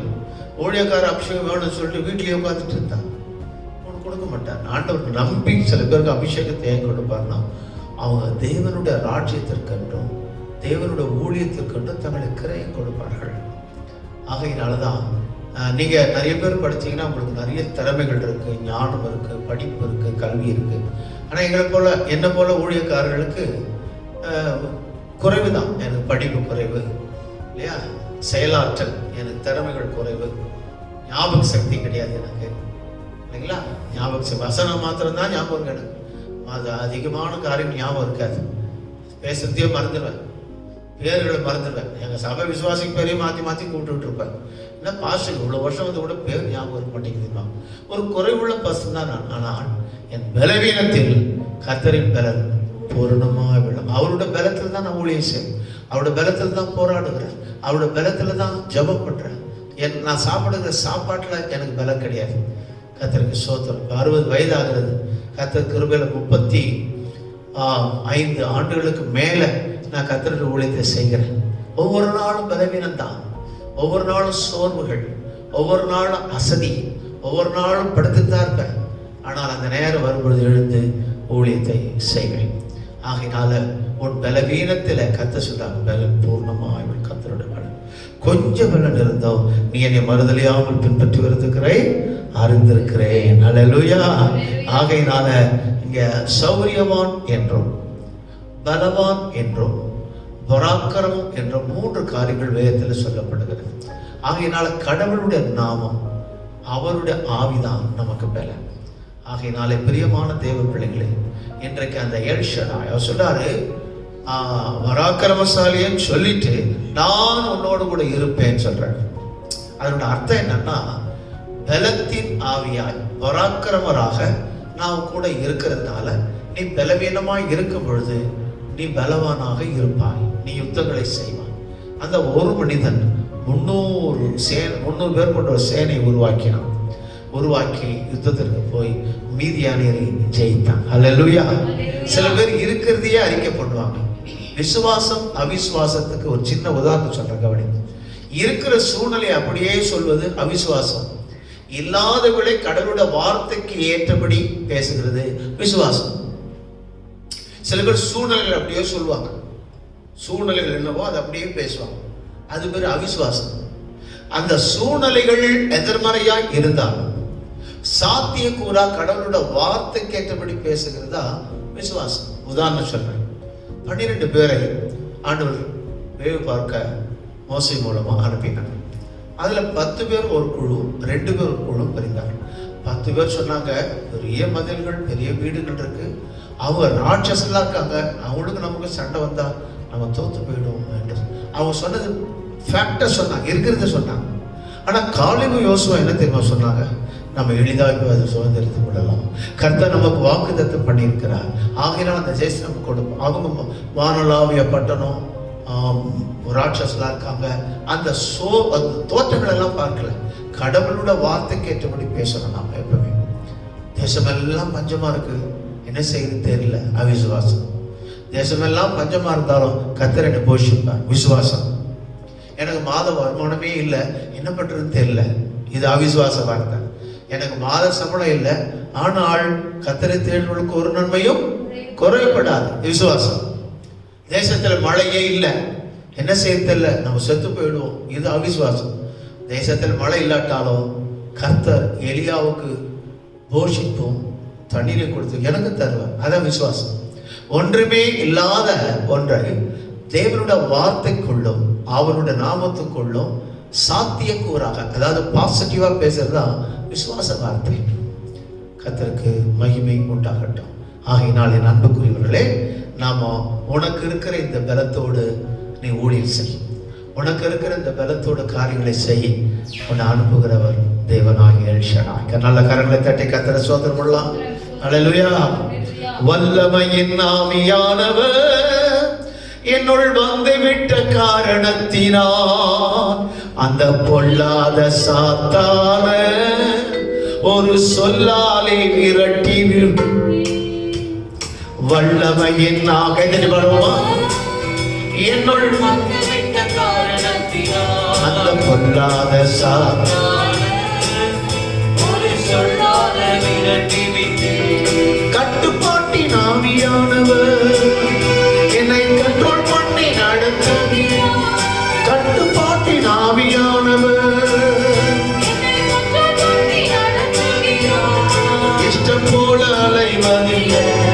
சித்தம் செய்து வாழ்பவன் இஷ்டம் போல அழைவதில்ல. வல்லமையின் கைத்தட்டி பாடலாமா? நல்லா உற்சாகமா, நல்லா கைத்தட்டி. ஒரு சொல்லாலே. ஆமென். மூன்றாவது குறிப்புக்கு நேரம் போவோம். யெகோவா மெக்காதீஸ். அங்க ஒரு பலிபீடம் இருந்தது. அந்த பலிபீடம் கிதியோனுடைய தகப்பனாகிய அவனுடைய அப்பா கட்டின பலிபீடம். அது தேவனுக்கு மகிமை செலுத்தாமல் அவன் என்ன செய்தான்? விக்கிரகமாக அவன் பாகாலுக்கு பலியிட்டு வந்தான். கர்த்தர் சொன்னார், வாசிக்க கேட்போம். நியாயாதிபதிகள் புத்தகத்தில் 6ஆம் அதிகாரம் வாசிக்கலாமா? 25. அந்த ராத்திரியிலே கர்த்தர் அவனை நோக்கி நீ உன் தகப்பனுக்கு இருக்கிற காளைகளில் 7 வயதான 2ஆம் காளையை 7 வயதான 2ஆம் காளையை கொண்டு போய் உன் தகப்பனுக்கு இருக்கிற பாகாலின் பலிபீடத்தை தகர்த்து. இவர் பேர் தான் யெகோவா மெக்காதீஸ். நம்முடைய கடவுள் எப்படிப்பட்டவர்னா பரிசுத்தமான தேவன். அந்த பரிசுத்தமான தேவன், அவர் இருக்கிற வாசஸ்தலம் பரிசுத்தமானது, அவருடைய நாமம் பரிசுத்தமானது, அவருடைய வார்த்தைகள் பரிசுத்தமானது, அவருடைய ரத்தம் பரிசுத்தமானது, அவருடைய துதிகள் பரிசுத்தமானது, அவருடைய தைலமாகிய அபிஷேக தைலம் பரிசுத்த தைலம். எல்லாமே நம்முடைய கடவுள் சன்னிதானத்தில் வரும்பொழுது பலிபீடம் பரிசுத்தம், எல்லாம் பரிசுத்தமானது. வேதம் சொல்லுகிறது, லேவியராகமம் 20ஆம் அதிகாரம் 7, 8 வாசிக்க கேட்போம். ஆதலால் நீங்கள் உங்களை பரிசுத்தப்படுத்தி பரிசுத்தராயிருங்கள். நான் உங்கள் தேவனாகிய கர்த்தர். கர்த்தர் நம்மிடத்துல என்ன சொல்றாரு? நீ பரிசுத்தம். ஏன் இவர்களுக்கு இந்த சிறையிருப்பு? 7 ஆண்டுகள் ஏன் கஷ்டப்பட்டார்கள்? 7 ஆண்டுகள் ஏன் சிறுமைப்படுத்தப்பட்டார்கள்? 7 ஆண்டுகள் ஏன் தானியங்களை இழந்தார்கள்? ஏன் ஒட்டகங்களை இழந்தார்கள்? ஆஸ்திகளை பிரயாசத்தின் பலன் இழந்தார்கள்னா அவர்கள் பாகால்களுக்கு பலியிட்டு அவர்களுக்கு ஆராதனை செலுத்தி வந்தார்கள். கர்த்தர் கிதியோன்கிட்ட சொன்னார், கிதியோன், நான் சொல்றது நீ செய்தினா உன்னுடைய தேசத்தின் சிறையிருப்பு மாறும். கேட்டா என்ன ஆண்டவரே செய்யும்? உன் தகப்பனுக்கு இருக்கிற பாகாலின் பலிபீடத்தை அந்த பாகாலின் பலிபீடத்தை தகர்த்து போட. கடவுளுக்கு எது பிரியம் இல்லையோ, எது அருவருப்பானதோ அதை எடுத்து போடு மகனே. சீட்டாடுற பழக்கமா நிறுத்து. சீட்டாடிட்டு சர்ச்சைக்கு வந்து ஜெபம் பண்ணினா ஜெபம் கேட்க மாட்டார். மதுபானம் குடிக்கிற பழக்கம் இருக்கா? அது ஒரு பாகாலின் பலிபீடம், நிறுத்து. கெட்ட சகவாசம், கெட்ட உறவு முறை இருக்கா? கெட்ட உறவு இருக்கா? திருமணம் ஆகி இன்னொருத்தரோடு கள்ள தொடர்பு இருக்கா? நிறுத்து. அது ஒரு பாகாலின் பலிபீடம். கடவுளுக்கு அருவருப்பான காரியம். அது கடவுள் அருவருப்பானது விரும்ப மாட்டார். நம்ம ஆண்டவர் பரிசுத்தமான தெய்வம். மத்தேயு 5:8 சொல்லுகிற, இருதயத்தில் சுத்தமுள்ளவர்கள் பாக்கியவான்கள், அவர்கள் தேவனை தரிசிப்பார்கள் என்று வேதம் சொல்லுகிறது. எபிரேயர் 12:14 சொல்கிறது, பரிசுத்தமானவர்கள் ஒருவனும் கர்த்தரை தரிசிக்க முடியாது. Holy, most high holy. அவர் இருக்கிற இடம் பரிசுத்தமான இடம். ஆகையினால குடித்து விட்டு சபைக்கு வருவது, புகைப்பிடிக்கிறது, அடுத்தது பார்க்கிறோம் நம்ம தகவாசங்கள் வைத்திருப்பது, சூதாடுகிற பழக்கம் இல்லையா, இப்படிப்பட்ட ஆபாச புத்தகங்கள் படிக்கிற பழக்கம் இல்லையா, ஆபாச படங்களை செல்போன்ல பார்க்குற பழக்கம், இது மாதிரி காரியங்கள்லாம் அசூசியானவைகள், பாகாலின் பலிபீடங்கள். சில பேர் கிறிஸ்துவ பேர் வச்சிருப்பாங்க, கையில பைபிள் வச்சிருப்பாங்க, ஆலயத்துக்கு வருவாங்க, ஏன் திருவது கூட எடுப்பாங்க. ஆனால் கடவுள் விரும்பாத அருவருப்பான தகாத அசூசியான காரியம், அருவருப்பான காரியம், தகாத காரியம் வீட்டில் இருக்கும். ஆண்டவர் ஜெபத்துக்கு பதில் கொடுக்க மாட்டார், அவளை மேன்மைப்படுத்த மாட்டார். ஆகையினால் இன்று கர்த்தர் இருக்கிற யெகோவா மெக்காதீஸ் அடுத்து சொன்னார் 20ஆம் அதிகாரத்துல 8ஆம் வசனத்துல, என் கட்டளைகளை கை கொண்டு நடவுங்கள், நான் உங்களை பரிசுத்தமாக்குகிற கர்த்தர். கவனி, முதல்ல பரிசுத்தமாகுங்கள் சொல்றாரு. இப்போ நாமளை அதுதான் ஆலயத்துக்கு வருகிறோம். நம்மை பரிசுத்தமாக்குகிற கர்த்தர். அல்லேலூயா. ஏசாயா 6ஆம் அதிகாரத்தை நீங்கள் வாசிப்பீர்களால் 5ஆம் வசனம், தீர்க்க தரிசனம் பார்த்து கொண்டிருக்கிறான். கேருபீன்கள் சேராபீன்கள் அவர் ஆராதித்துக் கொண்டிருக்கிறது. பெரிய சிங்காசனத்தில் ஆண்டவர் வீற்றிருக்கிறார். அப்பொழுது ஐயோ நான் அதமானேன், நான் அசுத்த உதடுகள் உள்ள மனிதன் அறிக்கப்படுறான். காரணம், செயல்களின் கர்த்தர் பரிசுத்தர், செயல்களின் கர்த்தர் பரிசுத்தர், செயல்களின் கர்த்தர் பரிசுத்தர் என்ற துணி அங்க சத்தம் எழுப்பிக் கொண்டே இருக்கிறார். அதை பார்த்தால் பரிசுத்தமான இந்த கடவுளை நாம் தரிசிக்க வேண்டுமானால் அசுத்த உதடுகளா இருக்கிறோமே என்று அறிக்கப்பட்டான். உடனே கேருபீன்களில் ஒருவன் அந்த பலிபீடத்தில் இருக்கிற அக்கினி குறட்டால் ஒரு நெருப்பு தழலை எடுத்து என்னிடத்தில் பறந்து வந்து அதனால் என் வாயை தொட்டு இதோ இது உன் உதடுகளை தொட்டதினால் உன் அக்கிரமம் நீங்கி உன் பாவம் நிவர்த்தியானது என்றான். அவர் பரிசுத்தமான தெய்வம் மாத்திரம் இல்லைங்க, உங்களை என்ன பரிசுத்தமாக்குகிறவர். கர்த்தத்தாமே உங்களை முற்றிலும் பரிசுத்தமாக்குவார். உங்களை முற்றிலும் பரிசுத்தமாக்குவார். உங்கள் ஆவி ஆத்துமா சரீரம் முழுவதும், நம்முடைய ஆவி ஆத்துமா சரீரம் முழுவதும் நம்முடைய கர்த்தராகிய இயேசு கிறிஸ்து வரும்பொழுது குற்றமற்றதாய் இருக்கும்படி காக்கப்படுவதாக. இப்பொழுது நாம் இந்த நியாயாதிபதிகளை வாசித்த பகுதியை பார்க்கிறோம். 6ஆம் அதிகாரத்தில் வாசிக்கலாம். 26 உச்சியின் பாங்கான இடத்தில் தேவனாகிய கர்த்தருக்கு ஒரு பலிபீடத்தை கட்டி அந்த 2ஆம் காலையை கொண்டு வந்து அதை நீ வெட்டி போட்ட தோப்பினுடைய கட்டை விறகுகளின் மேல் சர்வாங்க தகனமாக. அவனுக்கு கர்த்தர் சொன்ன காரியம், முதலாவது உன் தகப்பனாகிய பாகாலை பலிபீடத்தை இடிக்க வேண்டும். 2வது பக்கத்தில் உள்ள தோப்பு, விக்கிரக தோப்பு, அந்த விக்கிரக தோப்புகள் எல்லாம் இரவோடு இரவா வெட்டிடும். அடுத்தது எனக்கு பிரியமான பலியை அந்த பலிபீடத்தில் செலுத்த வேண்டும். இந்த காரியங்களை செய்த பின் கர்த்தருடைய கோபம் ஆறிற்று. காரணம், அந்த தேசத்தில் தீட்டுப்படுத்தது போல கர்த்தருக்கு அருவருப்பான இந்த காரியம் இருந்தபடியால் தேவனுடைய கோபம் இருந்தது. இதை சுத்திகரித்த பிறகு யெகோவா மெக்காதீஸ் அந்த தேசத்தையும் அந்த ஜனங்களையும் பரிசுத்தத்துக்கு நேராக நடத்தினார். ஆகையினால இந்த பரிசுத்தம் இல்லாமல் ஒருவனும் கர்த்தரை தரிசிக்க முடியாது. ஆகையினால அவர் பரிசுத்தமானவர். யெகோவா மெக்காதீஸ் நம்மை பரிசுத்தமாக்குகிற கர்த்தர். ஆகையினால கர்த்தருடைய நாமத்திற்கு மகிமை உண்டாகட்டும். இந்த பரிசுத்தமான தெய்வத்தை நாம் தொழுது கொள்வதற்கு, ஆராதிப்பதற்கு ஆண்டவர் நமக்கு அந்த பரிசுத்தத்தை தருவாராக. கர்த்தருக்கு மகிமை உண்டாகட்டும். அடுத்தது 4வது காரியத்துக்கு நேரம் போக போறோம். யெகோவா நிசி என்றால் ஜெயம் கொடுக்கிற ஒரு தேவன் அல்லது யுத்தம் பண்ணுகிற தேவன்.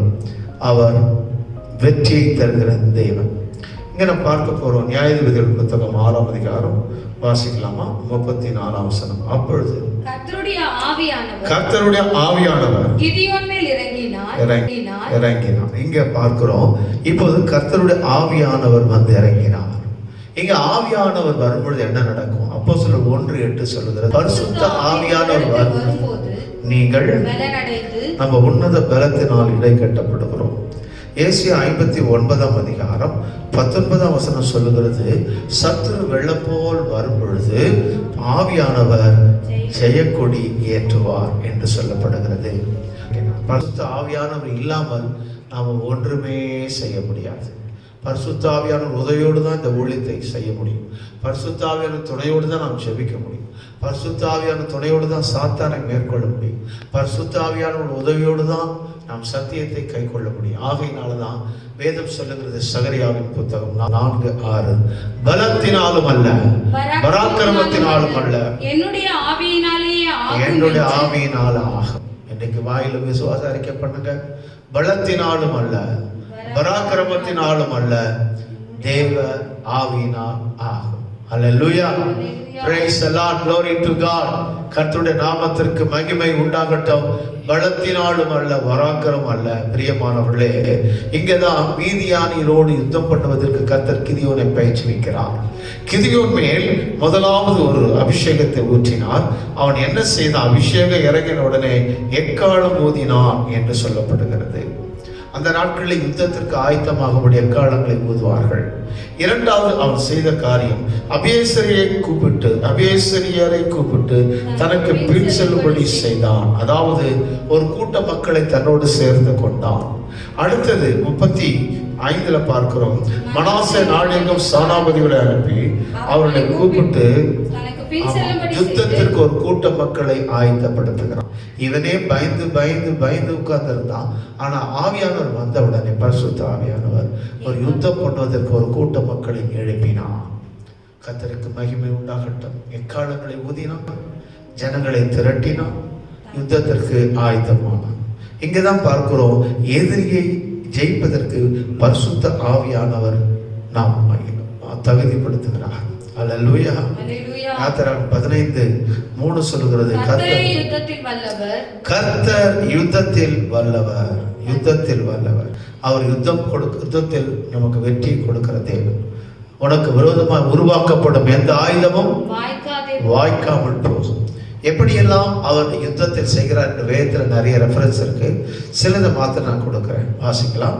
2 நாளாகமம் 32 2ஆம் அதிகாரம் 21ஆம் வசனம் சொல்கிறது, எசேக்கியா ராஜாவுக்கு விரோதமாக அந்த அசரியா ராஜா சனகரிப்பு வரும்பொழுது கர்த்தர் ஒரு தூதனை அனுப்பினார்.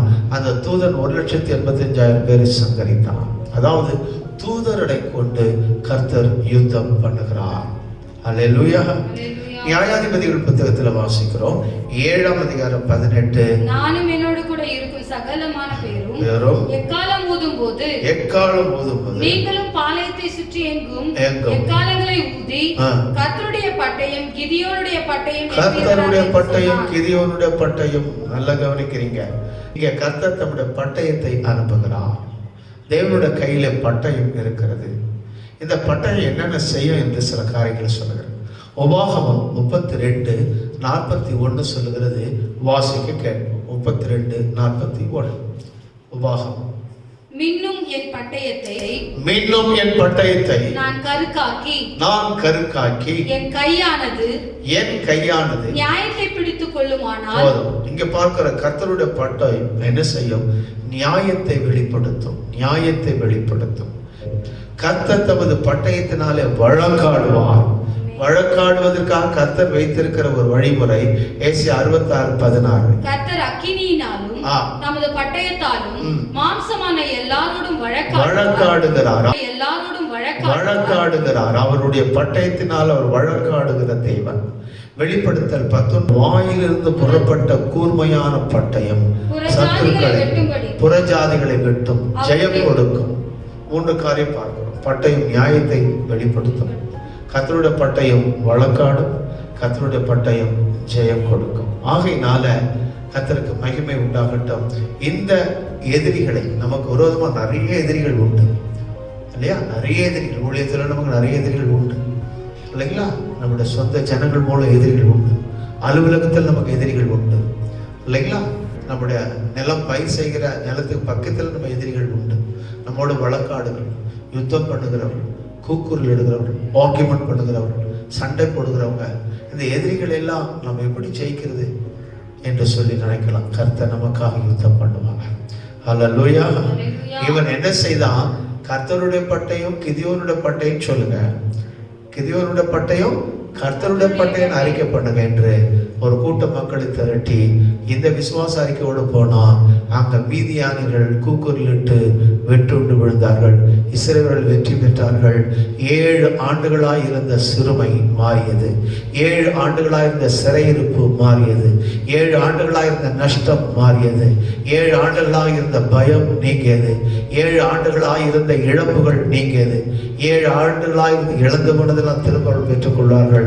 அந்த ஒரு தெய்வ மனிதன் மூலமாக கர்த்தர் யுத்தம் பண்ணி ஒரு மாபெரும் ரட்சிப்பை வெற்றியை கொடுத்தார். அல்லேலூயா. கரங்களை தட்டி கர்த்தரை ஸ்தோத்திரமுள்ள எல்லாரும். ஆகையினால இந்த கிதியோனுக்கு வெளிப்பட்ட தேவன் யெகோவா ஷாலோம், சமாதானத்தின் தேவன். கிதியோனுக்கு வெளிப்பட்ட 2வது மகத்துவமான நாமம் யெகோவா எல் ஷடாய், சர்வ வல்லவர். 3வது நாமத்தை பார்த்தோம், அது யெகோவா மெக்காத்தி, பரிசுத்தர். 4வது யெகோவா நிசி. எல்லாரும் சொல்லுங்க, யெகோவா நிசி. யெகோவா நிசி. அல்லேலூயா. அல்லேலூயா. வெற்றி கொடி வெற்றி கொடி. வெற்றி கோடி பிடித்திடுவோம், வீரநடை நடந்திடுவோம். வெற்றி கோடி பிடித்திடுவோம், வீரநடை நடந்திடுவோம். வெள்ளம் போல சாத்தான் வந்தாலும் ஆவியானே கோடி பிடிப்பார்.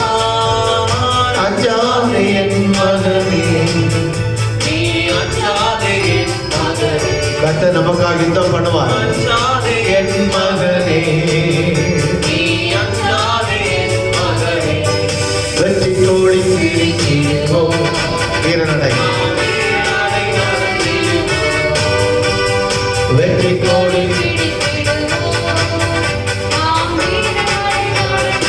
ஆமென். ஆகையினால 7 ஆண்டுகள் மீதியானியர் மூலமாய் சிறுமைப்படுத்தப்பட்டவர்கள், நஷ்டப்பட்டவர்கள், தங்களுடைய காணியாட்சிகளையும் விளைச்சல்களையும் தானியங்களை இழந்தவர்கள் தேவன் கிதியோனை கொண்டு சொன்ன காரியங்களுக்கு செவி கொடுத்ததினால் கர்த்தர் யுத்த களத்தில் இறங்கி யெகோவா நிசியாக வெளிப்பட்டார். கர்த்தர் யெகோவா ஷாலோமாக வெளிப்பட்டார். கர்த்தர் யெகோவா மெக்காதிஸாக வெளிப்பட்டார். அதே தெய்வம் உங்களோடு கூட இருந்து ஆண்டவர் உங்களை அற்புதமாய் வழி நடத்துவார். கர்த்தர் எத்தனை நெருக்கங்கள் நமக்கு வந்தாலும், எத்தனை வழக்குகள் வந்தாலும், எத்தனை யுத்தங்கள் வந்தாலும் அத்தனையிலிருந்து விடுதலைக்கு கொடுக்கக்கூடிய ஒரு யெகோவா நிசி நமக்கு இருக்கிறார். அவங்களுக்காக நான் செபிக்கிறேன். எல்லாரும் கண்களை மூடி செபிப்போம். அன்பின் பரலோக பிதாவே, இந்த ஆசீர்வதிக்கப்பட்ட பரிசுத்த நாளுக்காக நன்றி. இந்த நிகழ்ச்சியை பார்த்து கொண்டிருக்கிற ஒவ்வொரு தேவ மக்களுக்காக நான் செபிக்கிறேன். ஒவ்வொருவருக்கும் சமாதானம் இல்லாமல் இருக்கிற சமாதானத்தை தாரும். யெகோவா நிசி வெற்றியை தாரும். யெகோவா எல் ஷடாய் பலவீனமாக இருக்கிறவர்களை பலப்படுத்துவீராக. கர்த்தருடைய கரத்தில் தாழ்த்தி ஒப்பு கொடுக்கிறோம். குடும்பங்களிலே சமாதானத்தை தாரும். விரோதமாக எழுப்புகிற சத்துருடைய ஆயுதங்கள் வாய்க்காமல் போகட்டும். தேவ கரத்தில் ஒவ்வொருவரையும் தாழ்த்தி ஒப்பு கொடுக்கிறேன். ஆசீர்வதிப்பீராக. இயேசுவின் மூலம் வேண்டுகிறோம் நல்ல பிதாவே. என் ஆத்துமாவே கர்த்தரை ஸ்தோத்திரி, என் உள்ளமே பரிசுத்த நாமத்தை ஸ்தோத்திரி. என் ஆத்துமாவே கர்த்தர் செய்த சகல பிதாவாகிய தேவனுடைய அன்பும் கர்த்தராகிய இயேசு கிறிஸ்துவின் கிருபை பரிசுத்த ஆவியானவருடைய ஐக்கியம் பராமரிப்பார் நம் அனைவரோடும் கிறிஸ்துவின் வருகப்பட்டலை தருவதாக. ஆமென், ஆமென். ஹல்லேலூயா, ஹல்லேலூயா. கர்த்தர் உங்களோடு கூட இருப்பாராக. Thank you. God bless you.